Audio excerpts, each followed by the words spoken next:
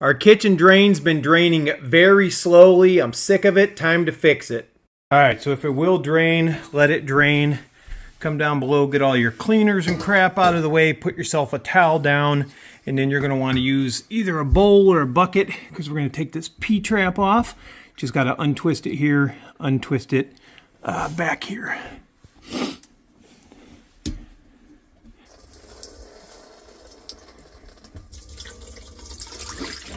No gunk down in there. Now we got our battery powered snake. Just gonna run the snake into that pipe.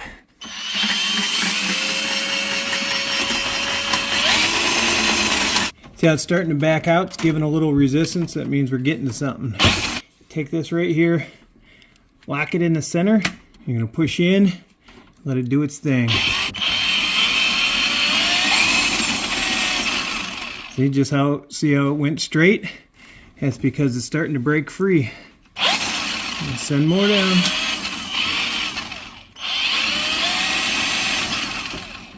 And then you're just going to keep working it back and forth like this until you don't get any more resistance. Alright, let's go ahead and back it out because I think we got a big old chunk around there.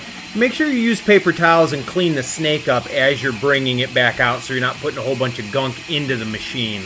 And that is why you should never wash your hair in the kitchen sink. Look at that. That will do it.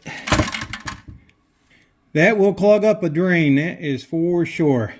Alright, it's back together. I'd leave that bowl under there just in case you got any leaks. Let's go ahead and try it.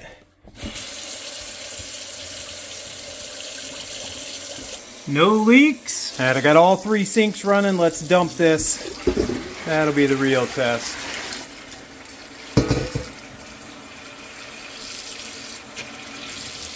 Perfect. Yes, that's what I want to see. Nice.